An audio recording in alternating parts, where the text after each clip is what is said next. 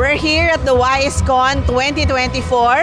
Thanks, of course, to the woman of the days, woman of the hour, MK Bertulfo, for having us here, the new channel, My Private Pop Avenue, syempre, 49 other mompreneurs and their families, MK, who have been helped to have their first time or their end time to be in a bazaar. But it's really such a nice experience. Thank you so much, MK. How are you? I know you've been going around. Thank you so much, of course, no, sa the new channel for the support, and sa private Pop Avenue, no, for the opportunity din. And ako personally, no, sobrang happy ako with the turnout of WISECon because ang daming mommies na natulungan. We have 50 mompreneurs na nag-bazaar today, no, and may mga talks, workshop, no, and talagang nakaka-happy. Ito si MK, if you're not aware, she's actually bearing her second child. Napaka hands-on. Gusto ko na nga itong pauwiin.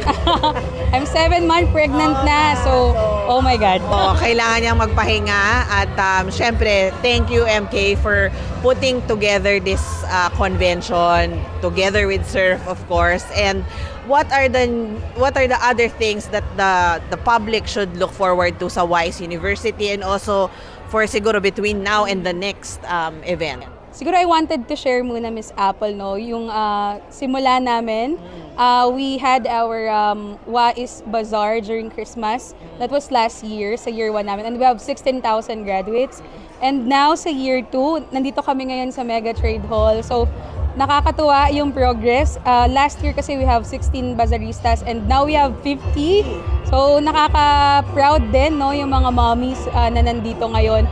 And sobrang gaganda at ang sasarap rin ng mga products nila. So this year, no, ang dami naming bagong dinagdag kasi may mga workshops na din. And ang daming natuto, pati rin sa mga fellow bazaristas nila. And next year, we hope na mas magtuloy-tuloy pa yung mga free webinars namin for them.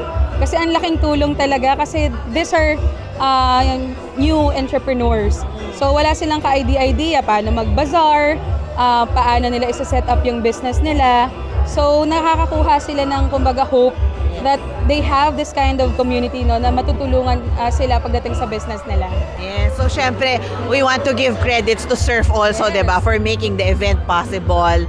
At maaliwalas naman dito sa venue, no, dito sa Mega Trade Hall, because they can accommodate as many people because napakaraming tao rin talagang nag-attend. And congratulations syempre sa FH Moms community. Marami ring mga mommies na nagpunta rito. Do you want to shout out doon sa mga nagpunta dito? Thank you so much sa lahat ng members namin sa Filipina Home-Based Moms, no, for the support. Marami yung pumunta dito ng mga members who are excited rin to give their support, no, sa mga fellow mompreneurs, no. And at the same time, makikita mo rin talaga na everyone is enjoying kasi kasama nila yung family nila, yung husband, kids, and then even the in-laws, no. So talagang naging family event siya. So nakakatuwa na makita na nag-e-enjoy lahat. And of course, thank you so much sa Surf talaga for making this event possible. Kasi can you imagine yung effort ng lahat ng organizers, no? Ng buong FH Moms admin team, talagang pinaghandaan talaga namin to para mapasaya yung mga moms. Actually, as a bazaarista also, with the experience, yung mga fellow mompreneurs na nakilala, and of course, some of them were releasing their stories on TNC.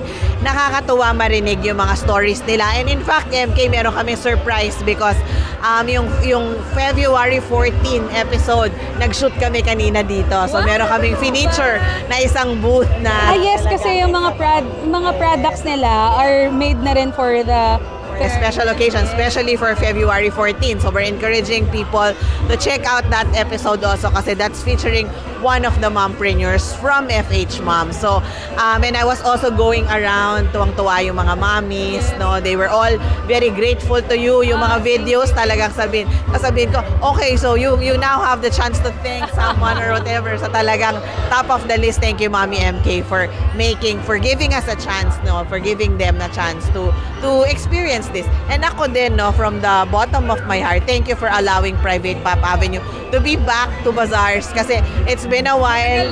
Sa dami ng ginagawa ko, may mga tina-turn down din talaga ako because it's such a tedious activity, no, talagang kailangan mong tutukan. But it's nice, no, to be out, to be seeing more people. At talagang yung pinakamasaya dito, hindi lang talaga yung dahil magbenta. Tatawanan mo na lang talaga, yung bonus na lang talaga yun. Ako natuwa ako to see how the moms are really appreciating their target audiences, ano yung mga learnings nila, ano yung mga natututunan nila. And nakikita mo na yung growth nila from being, a hands-on mom, yung trabaho nila or yung business nila na napunta sa online. Ngayon na-experience nila na magiging offline. Some of them, tinatanong ko pa, what are your dream? Ano yung dream nyo pa? And then some of them were saying, sana magka-shop, sana magka-store. So nakakatuwang marinig yan. Most of those stories are actually going to be released on TNC, hopefully in the coming weeks, no? And syempre, I'll take this chance na rin na, FH Moms at si Mommy VL, nakita na natin, alam mo may mga promising, may mga potential na kayang-kaya talaga nilang ibenta yung sarili nila, even without us, even without me from TNC and you supporting them. Parang nasa backseat talaga tayo. Sila kaya nilang i-front at i-explain kung ano yung products nila. So nakakatuwa. Ang sarap tulungan, 'di ba, MK?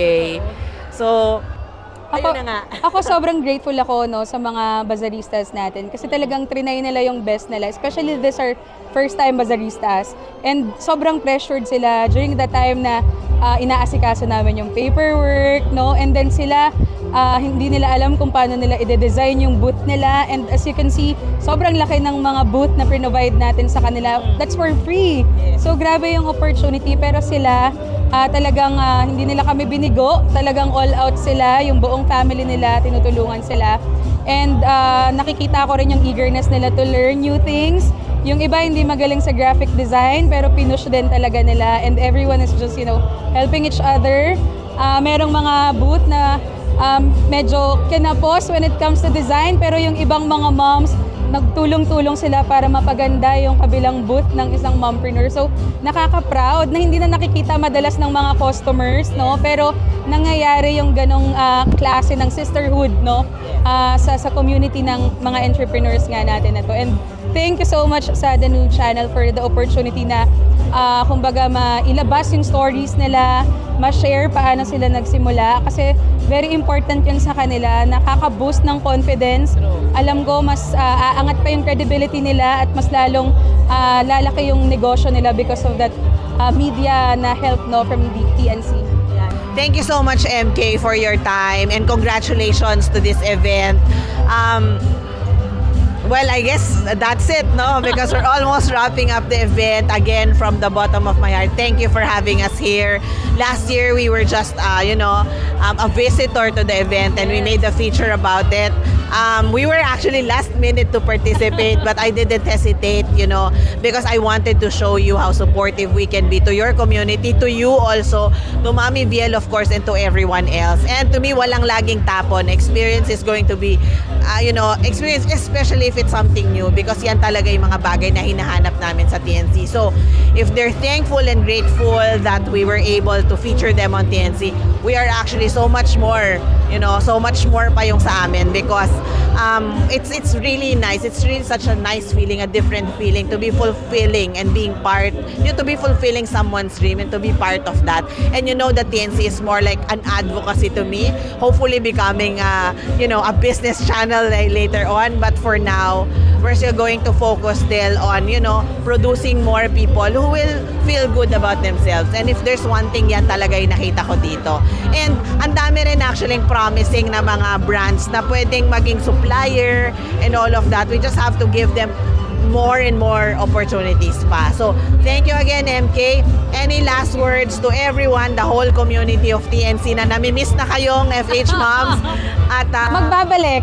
Okay, magbabalik ang FH Moms sa The New Channel, especially now that mas marami yung reason para makabalik, and at the same time makapag-share ng iba't ibang stories, hindi lang ng mga freelancing moms but also ng mga mompreneurs, So sobrang thank you, The New Channel, itong bazaar na to para sa mga moms, una pa lang, we're also planning na magpadala ng mga mommy delegates naman sa Hong Kong so that they could exhibit, and at the same time makapag-expo din sila, So sobrang daming possibilities, so talagang nakaka-happy, and excited ako, and thank you so much to TNC for the support. Puro tayo thank you. Puro po kami thankful. Because yes, we're really grateful to this experience. Nautal-utal pa kami. Of course, thank you to Surf. Thank you to FH Moms. We're really very happy to be part of this. Thank you to all the people who have attended this event. And thank you to all the Mami Bazaristas, no, na ang sipag-sipag, talagang very hands-on. If you've missed this event, then you've missed a big, fun this weekend. And hopefully in the next one, we will be able to see more of you. And sabi nga ni MK, please watch out for the new and the refreshed collaboration between TNC and FH Moms, because as it is, we really want to continue to help entrepreneurs, young entrepreneurs, and mommies, who are thriving in their own passion and in their own fields of talagang business na pinapasok nila. So again, this is Apple Manansala together with my dear MK Vertulfo here at the Mega Trade Hall in SM Mega Mall in Mandaluyong City. Thank you so much to everyone for watching all the videos that we have released for this event. We look forward to seeing you in the next WiseCon, or if not, in the next FH Moms event. Thank you so much. Thank you.